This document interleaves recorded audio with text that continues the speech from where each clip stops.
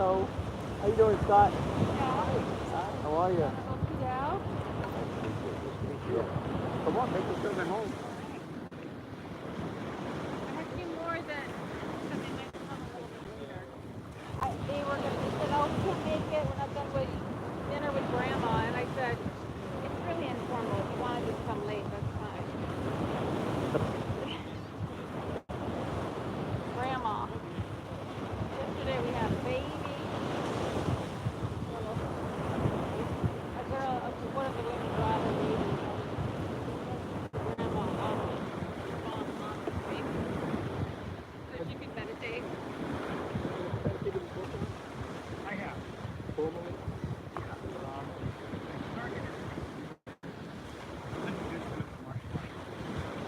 That's interesting. Right?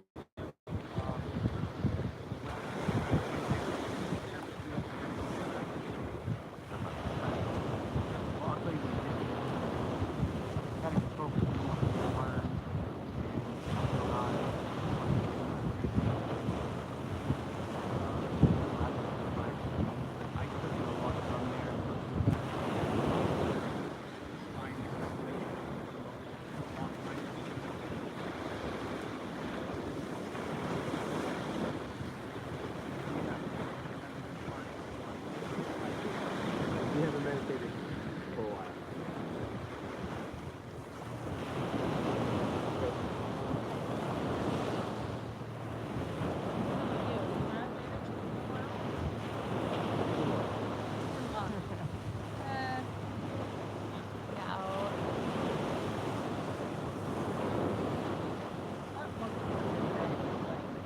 Yeah.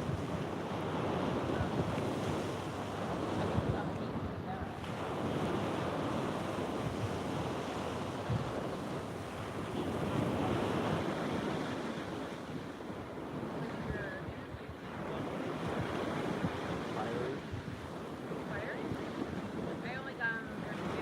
I was like a little firecracker.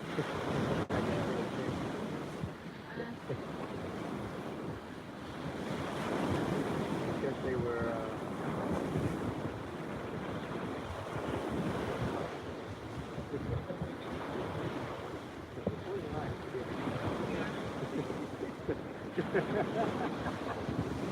This comment is monitored and recorded while it is there.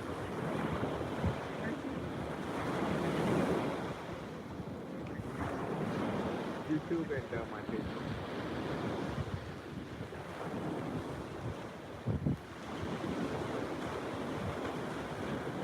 I would just say I become better about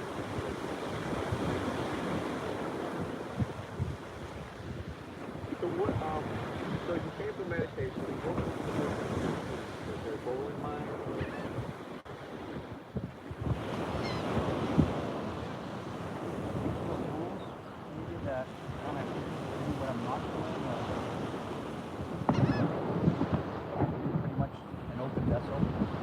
Any stress in your life that you want to work on specifically? Yeah. My mom.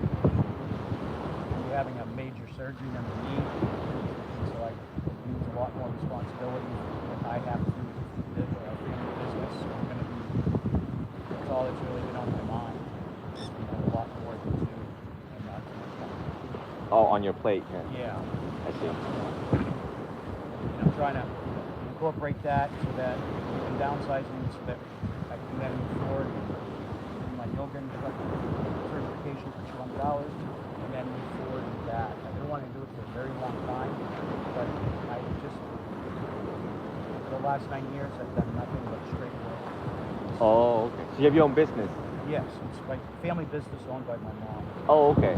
And for the last 9 years, they were just really, we had someone that left that was with us for 27 years, and then I kind of assumed that role and a couple of other roles at the same time. So I was doing 60-hour weeks for too long. Oh. And it was all very, very successful as far as what needed to be done, but I just got burned out. I never got a break. My first break in 9 years. Oh, wow. Yeah. Oh, so geez. It's a big question when you ask the question. Yeah. So the good thing is that I sat down with my mom and I was able to say, based on your health and based on our history, we've been so unbalanced with our work, Yeah. no play, that it has to change. Yeah. I said I'm willing to, and so we started about a year ago. This week was really some big talks about, yes, that's what we do. I see. So, in respect to that, I'm the one that's leading that as well, to make sure that we stay on course to be able to, by next year, be here full time. So mom's getting knee replacement surgery. Yep. That's the only thing that is pressing right now? Mhm. Or a That- variety of other things That too? and her heart valve that I just found out about, where Oh. it's intermediate, so in the next 2 years she's going to have it replaced. And right now they last about 6 to 7 weeks.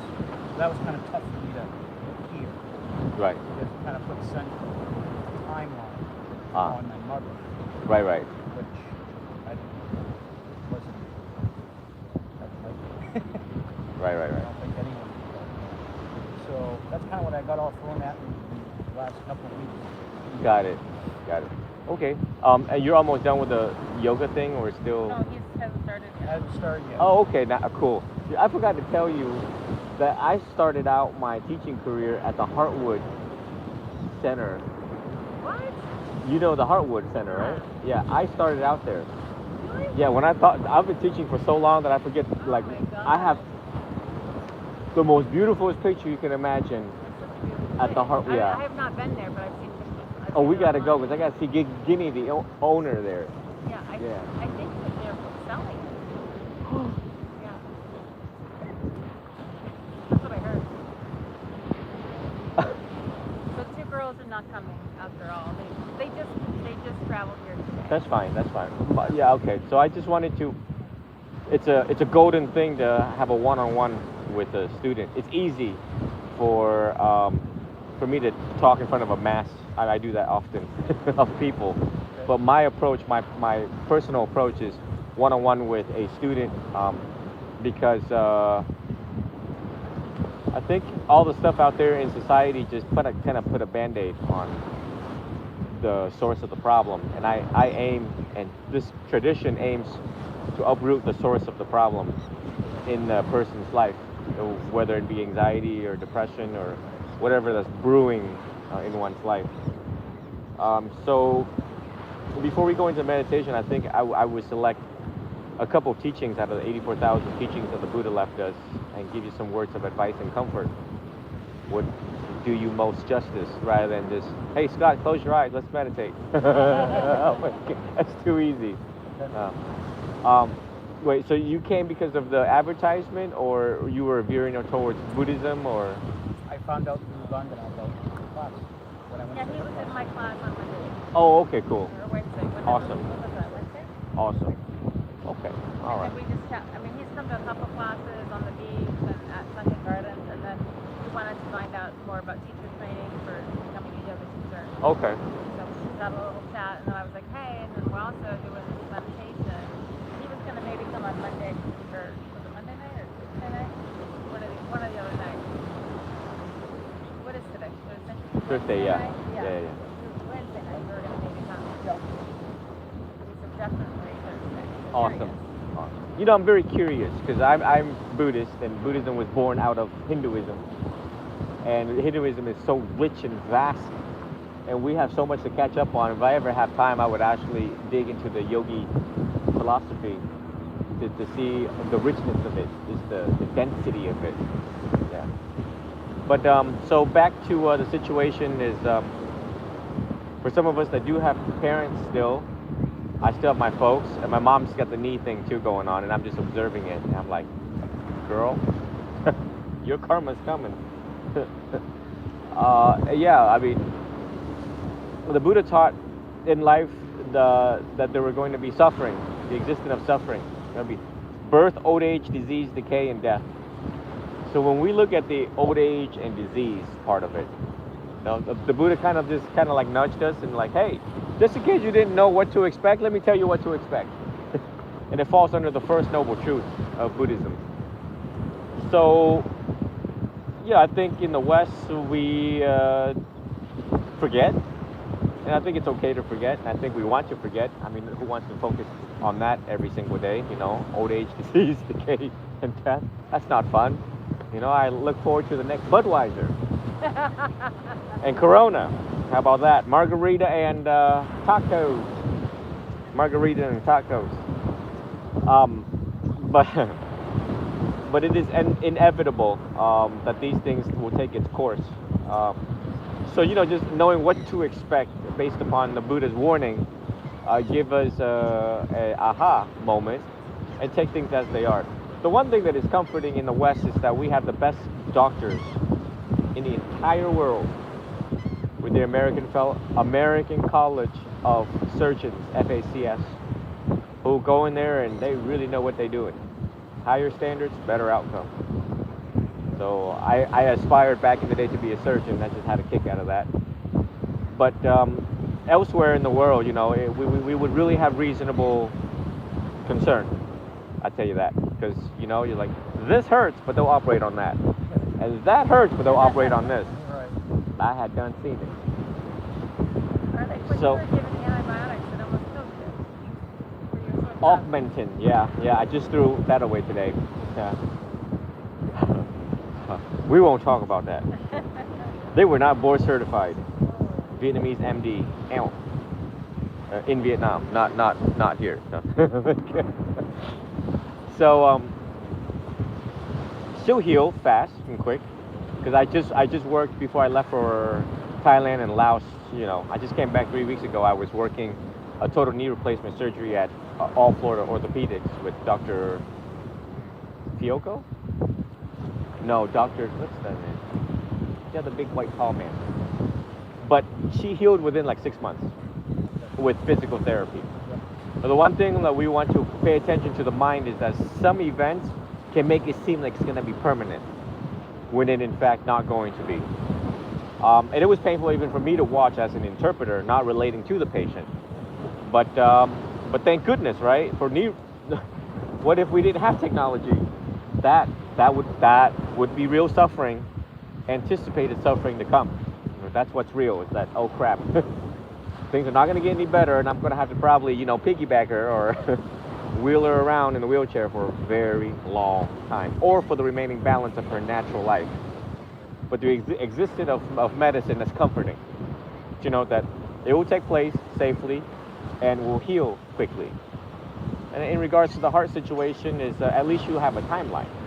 Most people just go to sleep and just like, oh, what? Hello? I don't think he gonna wake up. He done clocked out. Yeah, that's a possibility. So having a timeline with cancer too, you know, with cancer cases too, it's like at least you know prognosis or what to, and then you get all your affairs in order before that time comes. Yeah. I think all of us have to go do that, and I go into Barnes and Noble and they have these books. It's like, you know, family, what is it, living will and directives, and they even got these journals that says, if I die, ... It's $25, you know. But it's reminders once again what the Buddha told us to do. If you ever choose this path in Buddhism, you know, you're going to become a yoga instructor, but if you ever choose the path to Buddhism, we assert that a human, to reborn as a human is a favorable rebirth realm. And that you should strive for enlightenment, nirvana, in this lifetime. And conclude the cycle of birth and rebirth. Well, that's it. Because there's 4 stages of enlightenment. You got the first one, which you come back no more than 7 times in the human realm. That brings me back pain, realizing I'm coming back 7 more times of COVID. 7, you right? 7 more times of endless spectrum bills. That's nothing. Seven lifetimes, nothing. that's 700 years. Yeah, that's 700 years. That's 700 possibly. 7,000 lifetimes. Ugh. Whew. And then there's the once returner, which is you come back 1 more time as a human. That's also achy, right? I mean, we wake up with back pain now at this age, and with the things that we're dealing with now, with, you know. So if you reflect deeply on that, just meditate on that alone, you realize that, wow, I should really strive for this enlightenment thing that he's talking about. Whether it's real or not, who cares? But it's very comforting just to stick onto it. So today we're going to meditate on the breath, since you haven't meditated for a while. And as we pay attention to the rising and falling of the abdomen, reminds us of impermanence. As things arise, it will soon cease. As things arise, it will diminish. No different than all of the events in your life. It's good to internalize that word impermanence and the concept and understanding of impermanence, which is anicca. Like the gusts of wind, and pretty soon, we see the beautiful sun, and it's not going to last forever. Nothing lasts forever. Our knees are not going to last forever. Our emotions are not going to last forever. And our thoughts are not going to last forever. And so I come out here often to connect my mind with nature and nature with mine, and to just reflect on the three marks of existence in Buddhism. Nothing lasts forever. They are subject to change, which is dukkha, and rarely are these things under our control. And of course, in the Hindu tradition, that's where karma came from too, is that people have to go do these things because they took rebirth, and they took rebirth because they didn't take the spiritual path seriously in the previous life. So they took rebirth, and now they're here, and as part of being here, you're subject to old age, disease, and decay. So I think that's most appropriate. I will guide you into the meditation. When things get overwhelming, if there's any thought that arises of the past or the future, you can connect immediately with the sounds of the ocean as the object of meditation. Or when things get overwhelming, you can grab your tummy and realize that I'm safe, and as it arises, it will soon fall. What we don't want to do is attach onto any thoughts, We don't want to cling on to one and start analyzing them and start entertaining such thoughts. How about that, Ms. Vandana? You have anything to add, ma'am? No, that sounds fantastic. All right. Okie dokie. This is our second time meditating together today. Oh yeah, we meditated this morning. This morning at 9:11. Blissful. So now we can get into our favorite meditation position. I'm lying down. You like lying down? Yeah. Oh. I sat up so much. I mean, you can lie down. You can lie down if you want to put your head here and feet that way. You can. But I think for Scott, since you haven't meditated for a while, it's most appropriate to sit and get back into the groove of what it's like to meditate right, the right way. I just remembered what I used to do a lot for meditation is remembering. I would visualize my home and every part of it. Like if I was away, what was on the ground, what was on the floor, part of it. And then I would kind of travel through it. You go through each and every, and I could see all of the different things. One time I did it, and I can't draw. One time I did it just really quickly. And it was the best drawing I ever made. It was my house. I tried to ask me to do it again, and I couldn't.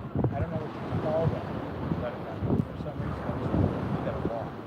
Going back in time?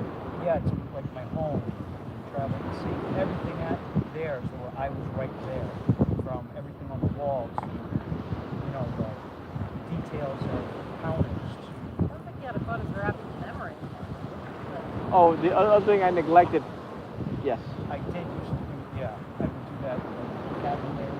I never really put that together that way, but maybe that has something.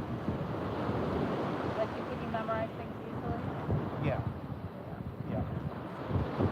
The other thing I forgot to say is attachment.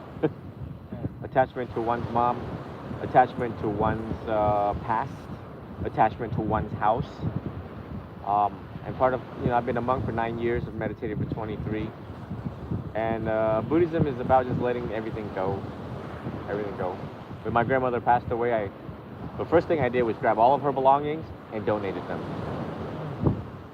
because I wanted to forget. I don't want to bring back the memories. I don't want to think about it. And this previous trip to Vietnam, I learned that my mom sold my grandmother's house without telling me years ago. And I think that's a good thing. That's a good thing. Yeah, Came to that because conclusion. You were not happy at first. and I think that's a good thing because it lets go. It lets go, and eventually we have to let go. See, now I would like, I guess because of, I would feel guilt. Is that normal? Like if I Guilt thought, about what? like if I thought about my parents. Oh. Would there be, I don't know why, but it must be But no, probably so. In other traditions, they cling on to their ancestors, also known as ancestor worshiping. But when you think about it, we don't really owe them anything, and they don't really owe us anything.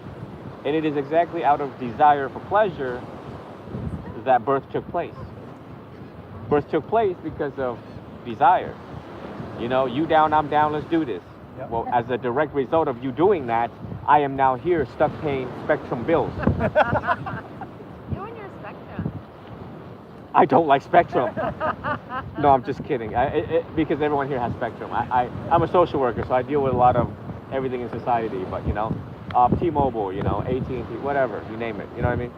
But yes, but you know, it's funny that you bring that up, guilt, because I counsel a lot of students in Vietnam and even in the Indian culture too, with the caste system and arranged marriages. I gave birth to you. You owe me something. You need to take care of me because I gave birth to you, ma'am. Ma'am, I need you to sit down with some cocktail or whatever and let me tell you something. You done did what you did, and I'm here. And they forgot about that. So they manipulated us. That's the truth of it. And then, if you really want to play the blame game, at the time of you conceiving me, did you have your degree in college? Were you prepared? Did you have at least a bachelor's in parenting? Did you know how to parent? Will one of your courses include toxic parenting? If we really wanted to get analytical, right, with it, that's just the truth of it. Everyone just kind of just, gave birth and then just gonna slide that right over here and let them grow up and figure it out. Once they blame us, hell, we'll be like 60 years old. So who cares by then? But because your mind works that way, and the guilt and the shame and the guilt and all this other stuff, you should just know the truth, and that is the truth and the fact of the matter, is that they done did what they did, and they went down the generational line. And in Buddhism, we let everything go. You know, the Buddha was a very wise man. He learned this from the Hindu world, which you're going to be a yoga teacher. So you should know the truth of it. What is the truth of life? How should I deal with these thoughts? How do I deal with these guilt that everyone's got, including me? And, you know, my job is to dispense the truth of life. And that's it. We do honor our parents in the best way that we can, and we are grateful that they stuck around for 18 years and not abandoned us and left us for DCF to pick up. You know? Well, but there's a time where you need to focus back on yourself, because if you fall deep into the ocean, then who's going to take care of mom and everyone else? And if you live a righteous life, and if you've given more and taken less in this lifetime, yeah, one day you're going to see great-great-grandma, and you just tell her about it, you know? I had to let you go temporarily, keyword temporarily. I didn't forget about you all infinitely, and I had to focus on my fellow humans here on Earth to make the best and make my dent on Earth while I was there with the people that I was with and the resources available to me. And I'm pretty sure they were all applause, you know? And it wasn't a selfish act of complete annihilation of such memory. So I hope that brings that cognitive frame, you know, straight, because that can take us deep into depression thinking about it too long. Okay, Ms. Vandana, I think we're ready. Okay. Quiet. I'm gonna lay down. So at this time, you can get into your favorite meditation position, back straight, shoulders relaxed. Relaxing all of the muscles on our face, bringing a small smile to our face. In this moment, The only thing that is precious is this moment, right here in the now, the present moment. We feel the breeze on our face. Let us take our first 3 deep breaths.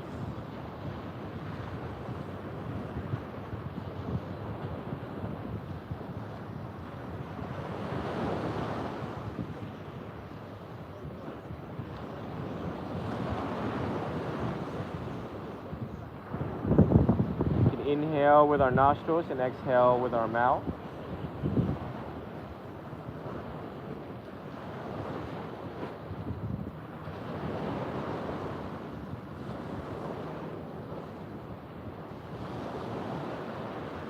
Let us slowly let everything go for now. Not think about anything else but this present moment. To enjoy the sound of the waves, the fresh air that Mother Earth has brought to us.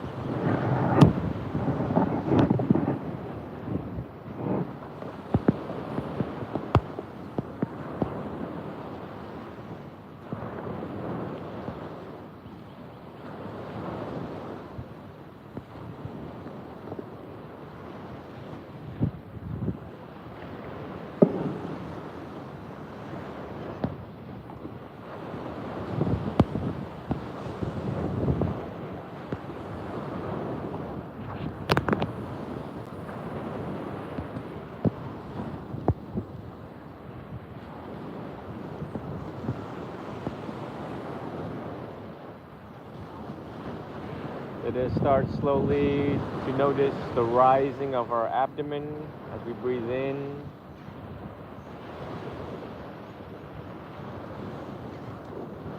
And as we exhale, the falling of the abdomen.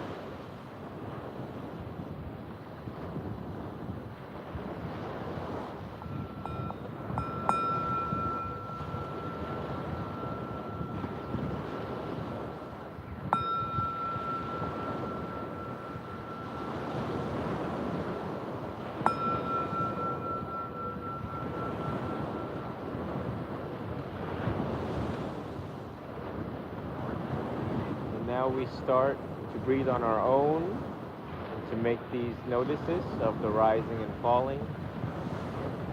And when 20 minutes is up, you'll hear the bell again.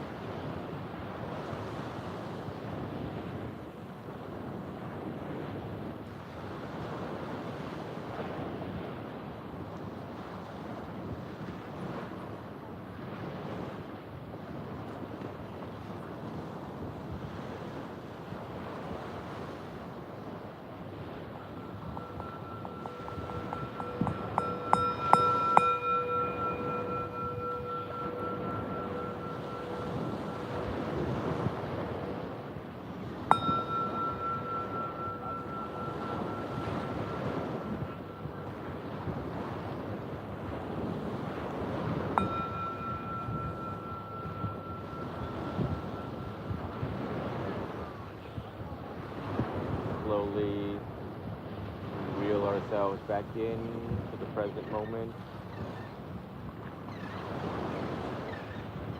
Slowly we relax our concentration.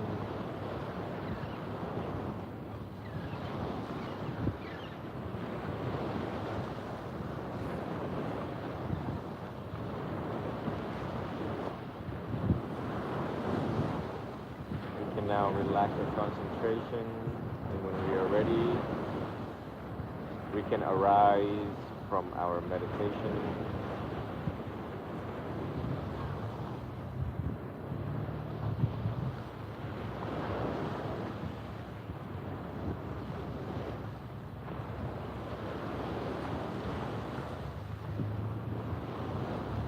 Vandana blitzed out.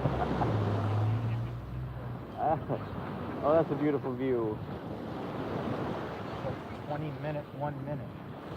Time flew by. Yeah. Point line.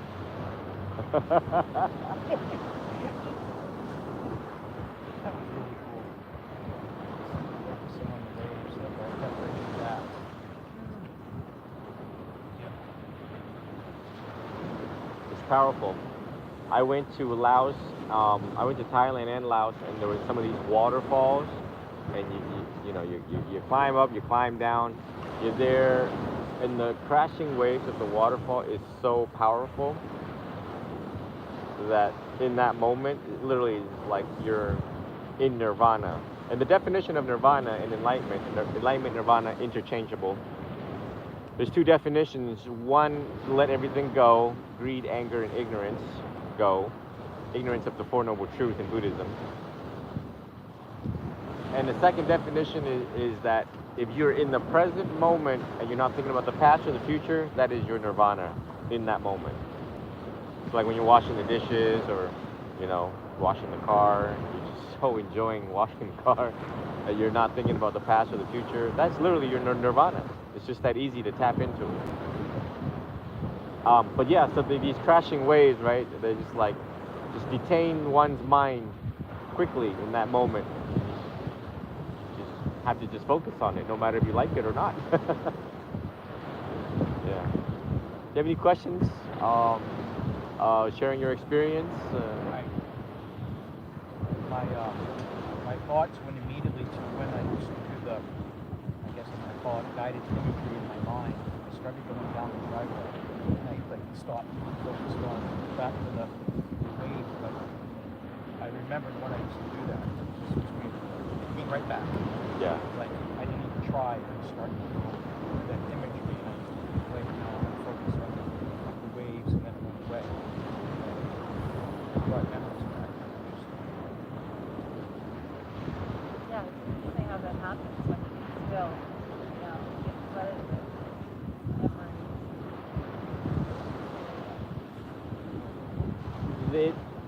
It serves every time when the mind jumps and not in the present moment, serves as a profound reminder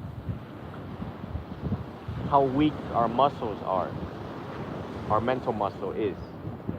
It's just like when we work out and we walk, get out of the car, get out of the house, physical therapy, that's like our physical therapy, because if we don't get out of the house and just lay on the couch all day, our muscles will be very weak, No different than the muscle of the mind, is that these are the things that happen if you don't meditate. You're forgetful. You revert back into the past of what you remember. It's everything but the present moment. Yeah, and that is not a good thing, especially down later in old age. It's harder to retrain the mind. It's harder, it takes longer. And a lot of people, as we've seen in old age, literally have lost their mind. And how do we know this? What is the evidence? Just go into any nursing home and walk down, just halfway down the hall, and you start hearing people just babble about, talk to themselves, babble about the past, yell, scream, Margaret! Because their mind has taken over. Because they did not take the totality of their lifetime to train the one most important muscle of all, the mind. And it can pull you different directions quickly. And the Buddha assert that you create your own heaven or hell right up here. You need not to wait till you die and get to heaven, which is up there, and enjoy Netflix up there. um, heaven is the to realize the kingdom of heaven is here on earth.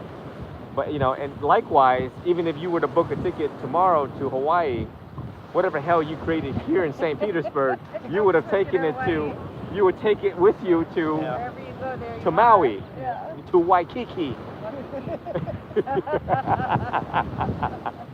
yeah. And I think that's what's so awesome about Buddhism is that, that's all the Buddha taught was just the mind, the suffering of the mind and the end of suffering of the mind. And I got a kick out of that because I suffered greatly, and I'm like, I'm just going to focus on this one thing and master this darn thing once and for all. I have. I wrote a lot about that. I've been writing poetry and just writing since I was a kid. It was my only real outlet. It's one of them. And I just always say, I remember my life. I remember my faults. I remember the sorrows. How was those faults? In other words, Right. I was creating my own prison. And the funny thing is, just like me, that's how I survive in my life was through journaling. Dear journal, today sucks. Miss Overton yelled at me for not doing my work. And I talk to myself. And that's how you get to know yourself is through journaling. And what the Lord gives, He takes, and what He takes, He gives. So if He makes us really smart, He makes us something else. He brings something else into our life, and vice versa. Yeah. Hey, Miss Vandana, you asked, have I gotten there yet? And I realized that, one who say he is enlightened, he is not enlightened. That's Right. that's in our books, and that's very egoistic to say I'm a fully enlightened being, But I started to notice how forgetful I am, and that's such a good thing, because the Buddha says that his teaching is a raft. And he just throws us this raft to get us from point A to point B. Point A, point B. Point B is nirvana out there somewhere. And we're just to hang on this raft. And eventually we let go of the teachings of the Buddha. And when you asked about the chanting, and when you start looking back at some of the ceremonies that I've conducted, one must ask, why does he need his chanting book? He's been a monk for 9 years, because I've let the raft go. I've let the raft go. To even the homage and the refuge of the Buddha, I've like, did I just? Even when I'm bowing 3 times, I'm forgetful in the middle of the bow. And I'm like, wait, did I just bow 4 times? I don't know what's happening here, because it's part of the letting go and not attaching on to things. Once you get the point, you can let it go. Once you've gotten the point of what I've just explained, Yep. Pretty much when I explain all that to you, I just summarized 84,000 teachings into those few words for you. So let it go, live in the moment. Yeah. Nirvana. And what will be, will be. Right. What will be, will be. I mean, yeah, because you're going to create your own suffering by attaching to a certain outcome. So if you want, your mom to do well by this time or whatever like that, then you're just creating it. Like you said, your poem, that's all in your mind, and you can't control things that are outside of yourself. The only thing you can control is your reaction to the thing. It's really opposite, at least the way that I was raised. Yeah. Everything is very, Responsible. Yeah. And We got to resolve it with a deadline. yes. That's why I ran away from corporate. It was killing me. Yeah. Hey, Doc, if my mom don't get well in 6 months, Florida Blue's not paying you. Ain't no prior authorization. It's good. I mean, that's how you got successful, is structure. We need structure, but we have to also recognize when that overtakes our life. That just the structure and it's like, wait, it's late. And we freak out when it's late, or procrastination or deadline, and we fire everybody. I used to do that. I mean, I think all of us at one point, have to have some structure, frequency, recency, looking at that, the spreadsheet, the Excel, clocking in, clocking out, do my 8, hit the gate. I think that's kind of what all of this yoga and any type of additional, I call it here. It's like, let's find a different way of grabbing as much. I was so fortunate to get people that express exactly what you're talking about, not on this level, just more of, I just finally was like, I can do this, and I don't have to do this anymore, where it's so structured. I can actually be a team, going, not be so rigid, and I feel that sense of being here for a few weeks, and I want that for the rest of my life. And when you talk about timelines, I said, well, the average age of a man is about 76. I'm 53, so I'm going to say this amount of time that I have left, I've been working this for way too long. I want to just change and not have all this. So I'm kind of almost doing it by saying I don't have the exact date, but I just wanted to realistically look at how long a person will live, and I said, you know what, I need to make some changes now. It could be tomorrow, it could be in a month, but Well, and you could die tomorrow. right. I mean, you could hit by a car. We don't know. No, We Right. don't know when we're gonna go. but I guess today I want to make the changes Yeah. and No, continue that those. makes You know what I mean? Yeah. It's just I had enough of it. Yeah. Yeah. I just really felt like a caged animal let out finally, being able to, after the pandemic and everything, just work. I just literally was home, work at home, work. That was all that it was. And Work was part of your identity. yeah, oh yeah. Yeah. And I don't really. Right. I don't want it. Right. I don't want it. Right. I want it. And it's all going that way. And I think everything happens for a reason. I don't know what's happening for a reason. Because I haven't felt alive. I didn't realize how depressed I was. In the sense of being unbalanced and only being, I felt like a tool. Like a machine. Yeah. Nothing. Even my workouts were all based on, heavy back work. I just stopped that too. I stopped it all. I don't want things that are aggressive. I don't want things that hurt. Yeah. Pain and gain type of thing. I don't want to do it. And so that's kind of the complete opposite. Backwards to this. As far as when I first got introduced to yoga, I attached to it really, really quickly. Then I forgot it years ago because I took the time. Yeah, I was at Barnes Noble yesterday, and I did a thing on men's health, mindfulness for men. There was a magazine. It says Mindfulness for Men, and I stopped for a little bit, and I have a particular tender heart for males because we age faster. We have more psychological problems. We have more physical problems. We die, quite prematurely compared to women. Women live longer than men. We know that. They have less problems than we do, both, mental and physical. And, and then I came back with part 2 because I forgot a part. And I'm like, it's okay for us to ask for help, and it's okay to just focus us on us. And we're not an ATM machine. And we're not like this robot that just continues forever. And what it means to have quality of life. Quality of life. And I got felt further and further away from that with the digital world, Yeah. with the pandemic, and knowing it was hard for me because it was like, for a person that's already isolated, I felt even more isolated because of social media, not being part of it.